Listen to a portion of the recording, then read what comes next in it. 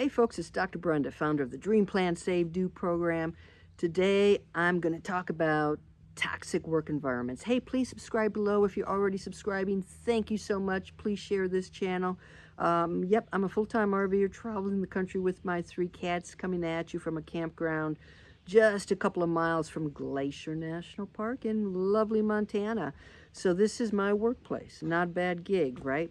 So let's talk about, do you work in a toxic work environment? What do I mean by that? Let me give you 10 cents. Oh, before I begin, I'm so excited, really excited. I am going to launch my very first live in-person Financial Freedom for Women workshop. Okay, this is going to be live. I've started just a brand new Facebook group. I'm going to add that in the link. Join the group and we'll start building it up, and I'll give you more information as things develop. I hope you can be one of those 10 folks in my very first Financial Freedom for Women workshop. So yeah, that's coming up. Really excited about that. Toxic work environment. Now, one of the biggest complaints I hear, and personally that was my experience too, of working in a toxic work environment. And that's one of the reasons why people are moving more and more towards financial freedom and financial independence. There's the challenge too of when you're in a toxic work environment and you leave that work environment, do you end up in another toxic work environment? I mean, there's just something draining about the workplace and the corporate culture. And financial freedom, financial independence is that way out. So let's talk about what I see as 10 signs of a toxic work environment. Very curious to know how many of these you might check off with your current employer. Okay. Sign number 1, different rules for different folks. So this may be especially true after, post-pandemic, where during the pandemic you were encouraged to work from home, and there were these certain rules and understandings that you would be able to perhaps continue that schedule or similar work from home schedule. And now, now the employers are calling you back, the bosses are calling you back, and got to come into the workplace. But maybe those rules apply to you, but not to other people. I know I saw this all the time. Certain people could come into the office whenever they felt like it, and the rest of us had to be there at 8:30 a.m., okay? Different rules for different folks. That is so incredibly aggravating. Second sign, nepotism. You get these new positions, a lot of times they're not advertised, and they're filled with friends and family members. I just spotted a hummingbird. We might have a guest here too. Cool, huh? Those positions are filled with friends and family of the higher ups, and they may not be qualified, but either way, the positions haven't been opened up to the best candidates. So nepotism. All right, number 3, you have an overwhelming workload. You're working your tail off, probably doing the equivalent of 2 to 3 FTE, and it just doesn't seem to matter. You're trying to get help, you're trying to get your project staffed. Nothing ever happens because they'll continue taking advantage of you. They're going to work you to death, my friend. That's a toxic work environment. Okay, number 4.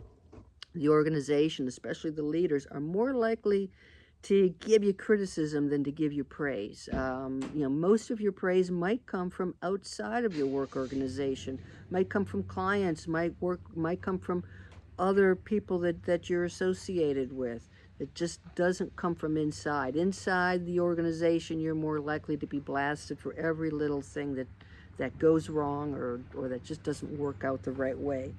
All right, number 5. Number 5 is the gossip vine explodes. Why does it explode? It explodes because you really don't know what the hell is going on up there. What is upper management doing? And when there's not a lot of transparency or no transparency, and you know that the company line you're getting is just not true, people start to gossip. So that gossip vine totally explodes in a toxic work environment. Number 6, man, we really want your input. We got to hear from you. We can make things better if you'll only tell us what's going on in your little part of the world. Staff input. They don't really want it. Come on.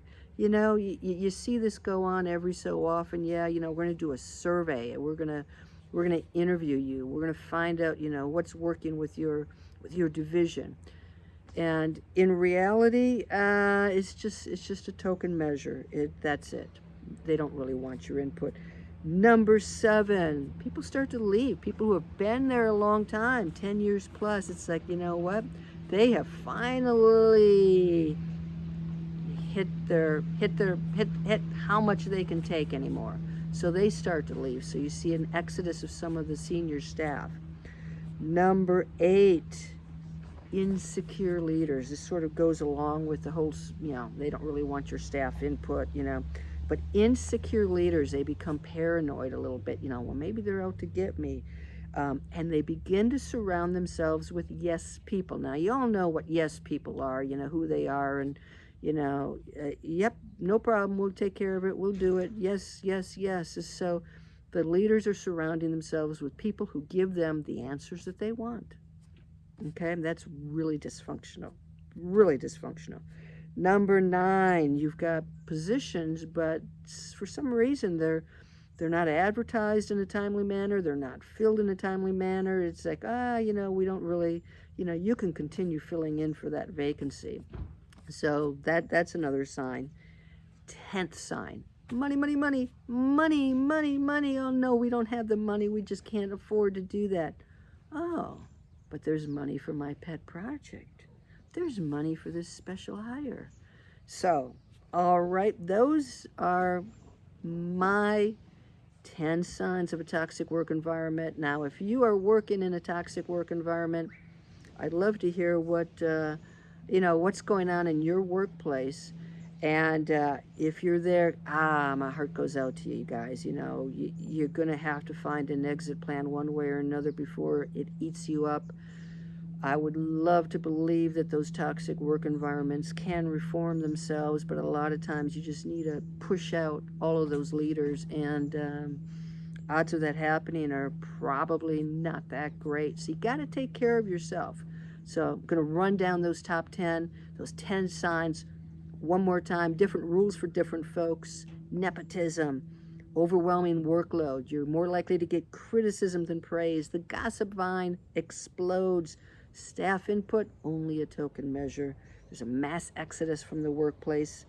Leaders are insecure.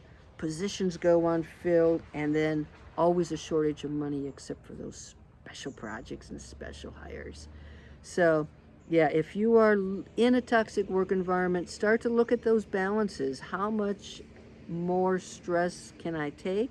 Can I go someplace where I am appreciated, where I'm paid well, but also they understand that there's got to be a balance between my work life and my home life and my fun life and my personal life, my life. I want my life back. And if you are really looking for another way, look into financial freedom and financial independence. Get your target date set, get your finances in order, get yourself out of that situation so you don't have to jump right into the next one. All right, hey, again, please subscribe and check my description for that link to my Facebook group for our very first ever Financial Freedom for Women workshop. I hope you can join us. You guys take care. It's Dr. Brenda. That's it for today. Bye-bye.